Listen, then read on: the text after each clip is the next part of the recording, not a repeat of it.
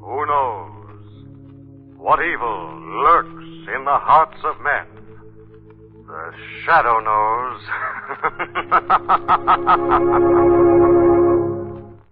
Once again, the Mutual Network brings you the thrilling adventures of The Shadow, the hard and relentless fight of one man against the forces of evil. These dramatizations are designed to demonstrate forcibly to old and young alike that crime does not pay. The Shadow, who aids the forces of law and order, is in reality Lamont Cranston, wealthy young man about town. Years ago on the Orient, Cranston learned a strange and mysterious secret, the hypnotic power to cloud men's minds so they cannot see him. Cranston's friend and companion, the lovely Margot Lane, is the only person who knows to whom the voice of the invisible Shadow belongs. Today's drama, The Ghost Wore a Silver Slipper.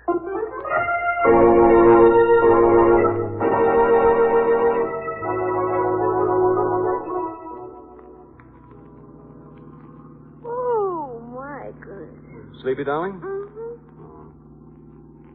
Say, it was too bad Johnny Cole was ill, wasn't it? Yeah, he's a nice guy. The Tuttles are wonderful people, too. I think so, too, darling, but that ping-pong business sure wears me out. Me, too. I'll be stiff for a week. Oh, don't mention that word. He's not here. What word? Stiff. Why? At the cemetery we're passing. Oh, Margaret. Well, Oh, the Brentwood. That's a pretty name. Brentwood? Brentwood Cemetery, no? That's what the sign says. Why? Oh, nothing, I guess. It just sounds awfully familiar somehow. Margot Cemetery is a nice place to be unfamiliar with. Yes, you're so... Lamont, watch out! I see her. I thought that woman almost walked into us. That was close. Darling, Hmm? something's wrong with that girl. She didn't even look up. Well, And look. No hat or coat. Nothing but a fluffy white evening dress. looks like she's trying to walk someplace. Ask her if she'd like a lift, Margot. Yeah, right. Miss? Miss, can we give you a lift? Says Nance? No, can't we take you somewhere? We're headed for town. Take me home. Why, surely, of course we will. I'll get out and help her, Lamont. Okay, all right. Here you are. Now, you just get right in back.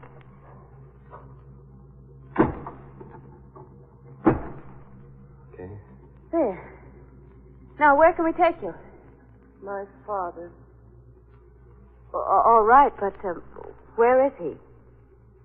Barnum Curiosity Shop, 1432 2nd Street. Are you feeling ill, Miss Barnum? No. Well, is there anything else we can do for you? No. Well, you just pull that robe over you, and we'll get you to your father in a jiffy. You better get started, Lamont. Yes, dear. You know, there's something strange about that girl. You're telling me. Yes, and something familiar, too. I've seen her somewhere. Oh, darling. First the cemetery, and now the girl. Really, Margot, this is your night.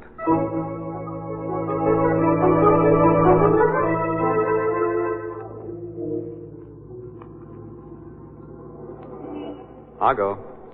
Hey, wake up. Oh, golly, I'm sorry. Oh, I'll make a fine driving companion, don't I? Have a good rest? Yeah, but I'm as bad as the guy in the back seat.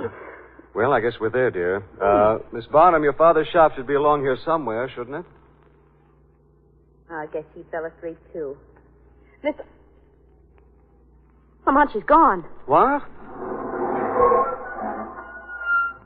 Was she... Well, where'd she go? I don't know. Margot, this...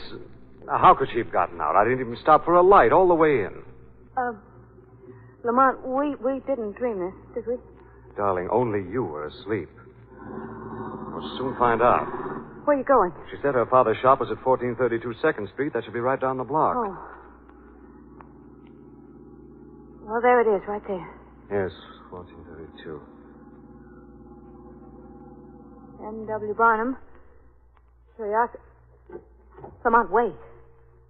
I remember now. Remember what? I remember now where I saw that girl before. And the Brentwood Cemetery, too. Her picture was in today's paper.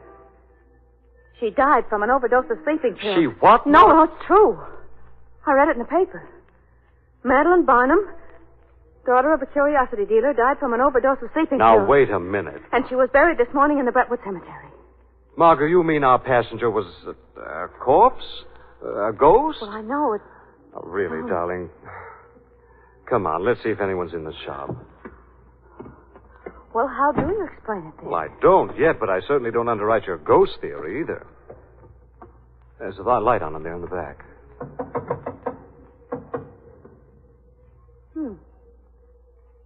Maybe it's just a nightlight.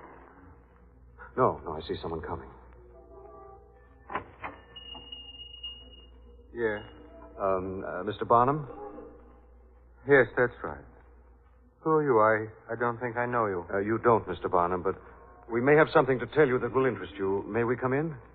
Oh, yes, of course. Come in. Mr. Barnum, this is Miss Lane, and I'm Lamont Cranston. How do you do? How do you do? We come with a rather strange story. Tonight we were driving past the Brentwood Cemetery. Brentwood? Yes. We almost ran over a girl, a beautiful young girl dressed all in white. We stopped, and she asked us to take her to her father. You mean... Yes, Mr. Barnum. She gave your name and this address. Get out. Wait, Mr. Barnum. Get out. But Mr. Barnum... Do you hear me? Get out, get out. I don't know what you're trying to do. But it's the dirtiest thing I've ever heard of. It's your daughter. Yes, my daughter. My daughter. She's been dead since yesterday morning. I thought even thieves had some heart. Do you have to come in here on the very day she's buried? Oh, Madeline. Madeline. Barnum, you don't understand. Please leave me. Please leave me. Come on, darling.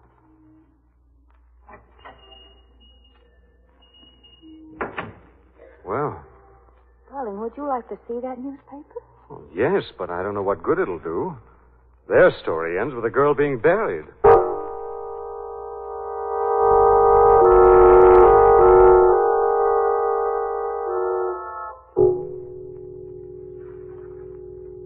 I think it was toward the back of the paper. Just a little column. Here it is, Margot. See, I told you I'd read it. Madeline Barnum, daughter of M.W. Barnum, curiosity dealer, was interred today in the family mausoleum at Brentwood Cemetery. The doctor, Robert Steele, said the death was undoubtedly accidental.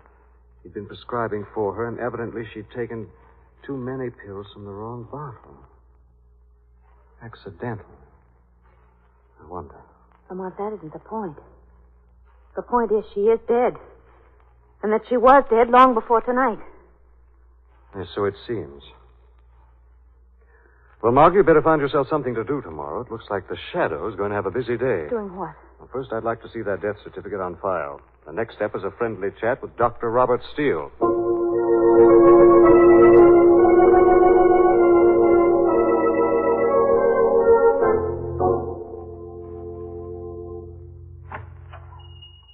Oh.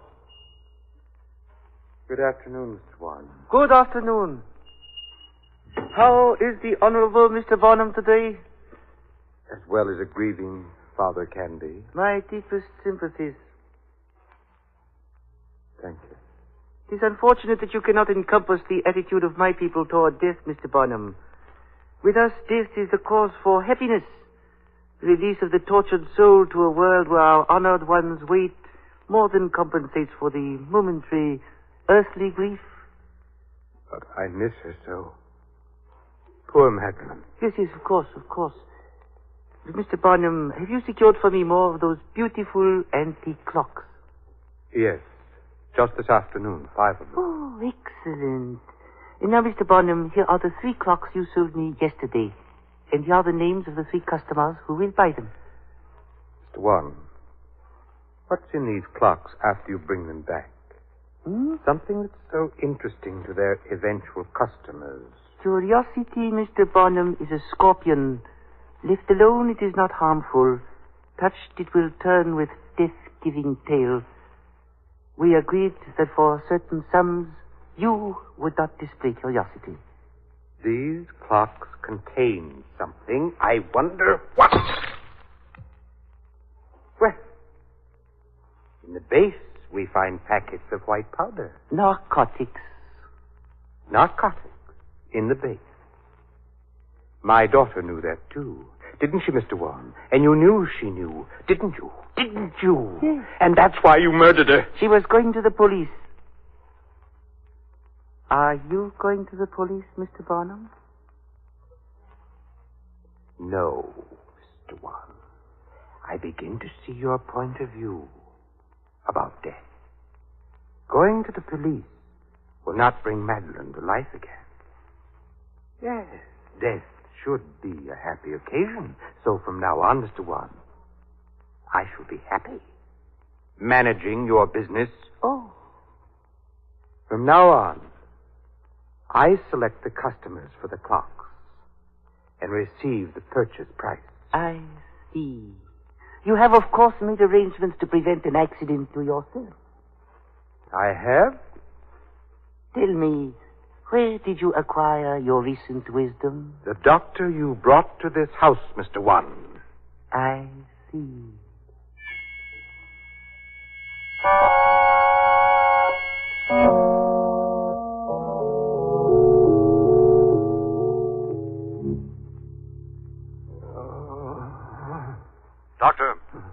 Dr. Steele. I'm dying. Who stabbed you, Doctor? What happened? Dying. Can't see you. No man can see me, Doctor. I am the Shadow. Shadow? Yes. Tell me, who did this to you? I don't know. Dying. Doctor, do you remember Madeline Bonham? You signed her death certificate. Yes. Are you sure she was dead? Yes. Sleeping pills. Are you sure? Did you actually see her die? Yes. Wait.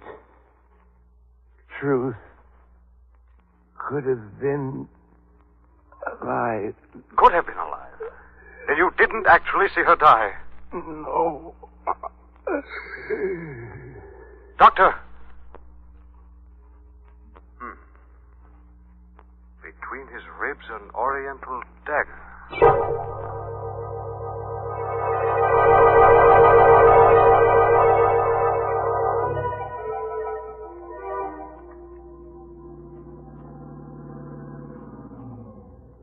So, if the mausoleum is empty, then that ends the ghost theory, huh? That's right, darling. Well, Dr. Steele actually didn't see that girl die. Her empty grave will prove that she's as alive as you or I. I'm glad you're so sure.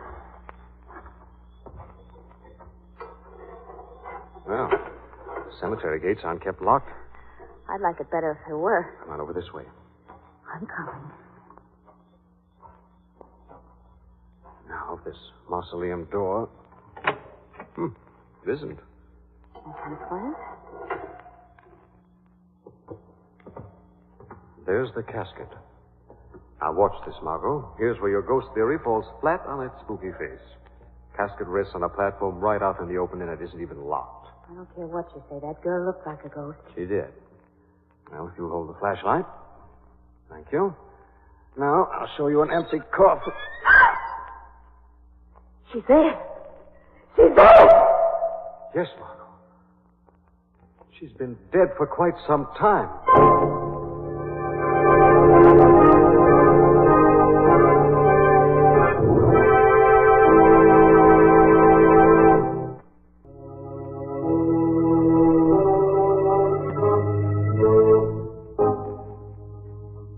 We return to our story a few minutes after Cranston's terrifying discovery.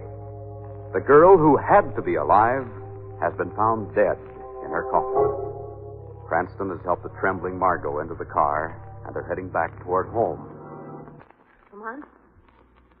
You realize this car has a distinction? How, dear? Not 3 feet from us, in the back seat, has ridden a ghost.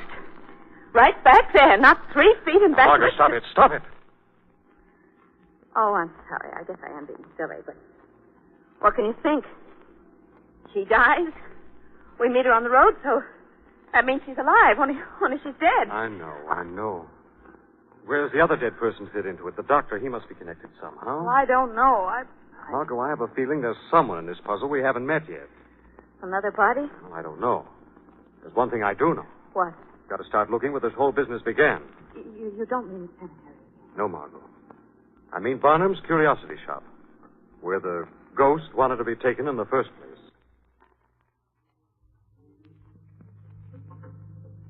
Come on. Ain't Mr. Barnum here trying to break in? He doesn't live at the shop, Margot. I did some checking today. Guess he just happened to be working late tonight. We rode the ghost. Don't say things like that. I sprung the lock. It'd be easier to jimmy the front door, but it's probably wired with a burglar alarm. I'll get it. There. Let me help you in. Careful. Good. Now, let's take a look. Well, we seem to be in the back room. Yes, we are. This seems to be a combined storeroom and a place for Mr. Barnum to rest. Mm-hmm. Also, a must-buy tea, look. It's a genuine Oriental tea set. It's been used recently, too, hasn't it? Yeah. Lamont, where did all this old stuff come from? Carved coconut shells, porcelain, old weapons. Look at that horrible little dagger on the wall. Why is it mounted diagonally like Margot, that? look. What? Look here. A silver slipper. A woman's silver slipper. Madeline Barnum's slipper. She had it on when we picked her up on the road. Its mate is probably still on her foot. In her grave.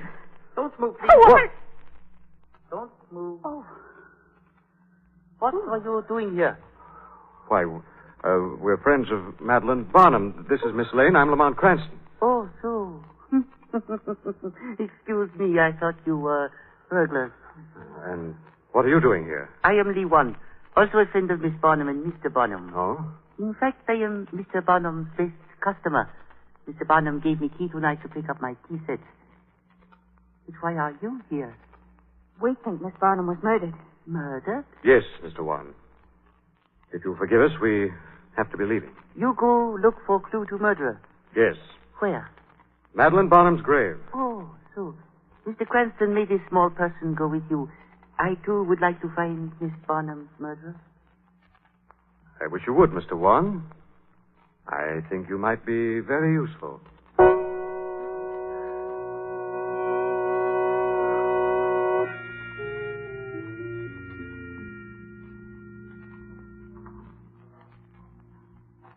Mr. Cranston, it is so dark out here.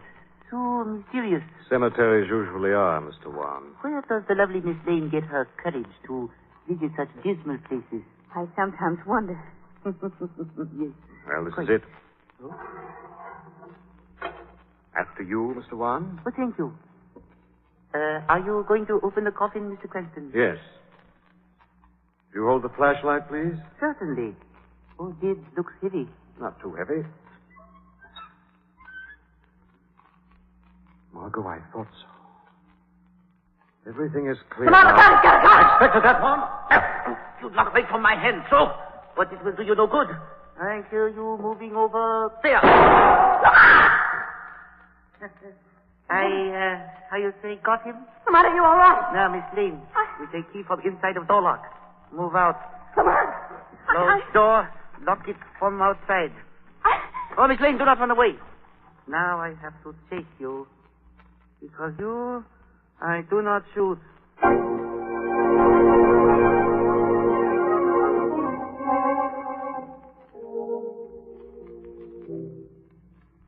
Why don't you kill me, too, and get it over with? Not yet. We wait for Mr. Barnum. I have telephoned him to come to his store. Why? Are you going to kill him, too? Yes.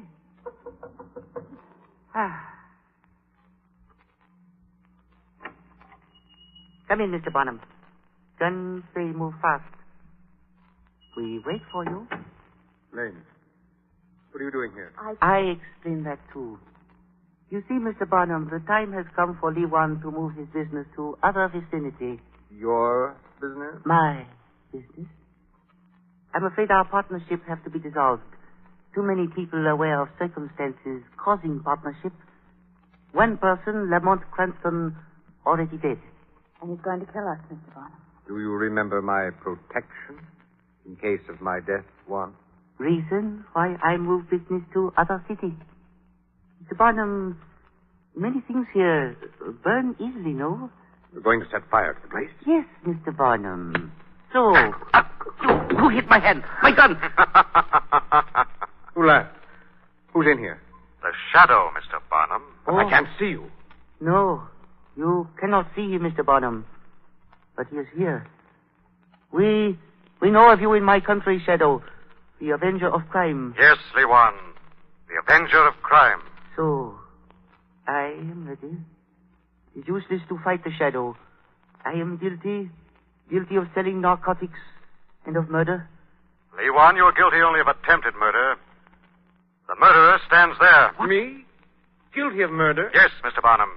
Guilty of the murder of your daughter, Madeline, and the doctor, Robert Steele. You're crazy. I'm getting... Stand still. One move and an invisible man will see justice done now. Justice comes on wheels of speed. Yes, Lee Wan. Justice for one of the foulest crimes man can commit. Murder of a daughter out of pure greed. I didn't. Lee Wan killed her with sleeping pills. No, Barnum. She was still alive when buried. But she revived and came back to warn you about Lee Wan's narcotic smuggling, not knowing you were a part of it. Never dreaming she would meet death by the hand of her own father. To kill one's own child is spiritual suicide. Shame. Open up! Open up! Come in, Commissioner. I've kept these men waiting for you. Grab them, men. Okay. Right up over here. So you're still here, Shadow? You usually don't wait around after you call me. This case will need explaining, Weston. Sit down. But first, one thing. When we're through, go out to Brentwood Cemetery and release Lamont Cranston from Madeline Barnum's mausoleum. And tell him to keep his amateur nose out of things that don't concern him.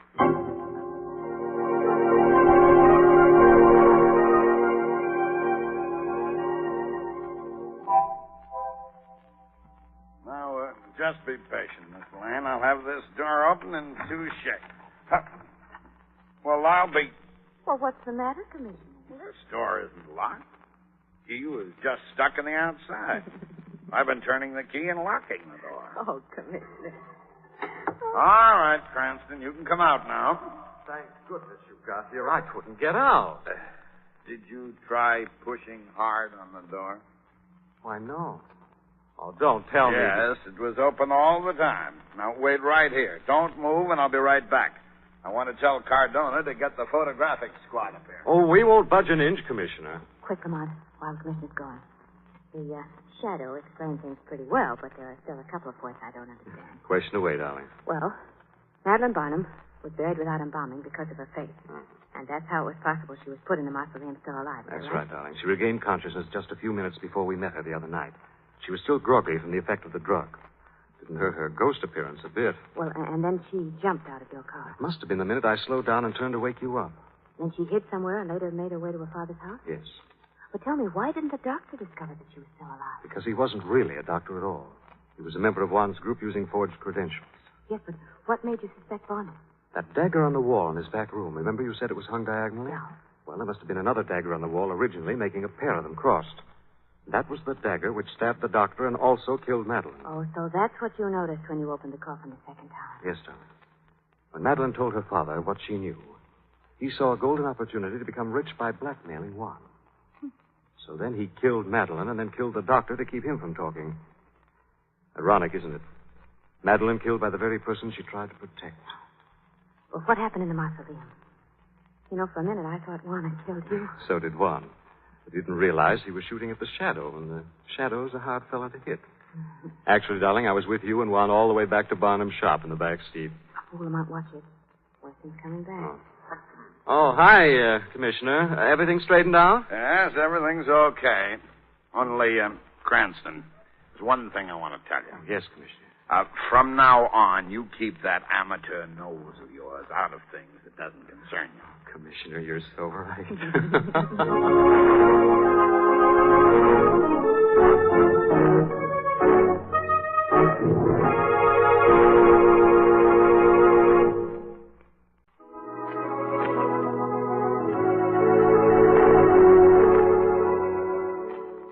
This story is copyrighted by Street and Smith Publications, Incorporated.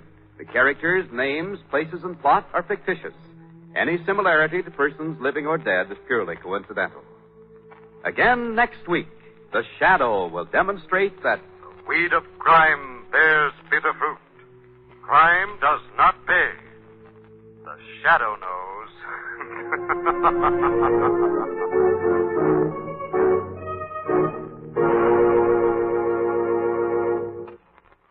Next week, same time, same station, the Mutual Network will bring you another strange and thrilling adventure in the Shadow's daring battle against the forces of evil. Be sure to listen. And friends, remember, hold your United States war bonds to maturity. Invest your peacetime dollars in United States savings bonds regularly through the payroll savings plan or from your nearest store, bank, or post office. This is the Mutual Don Lee Broadcasting System.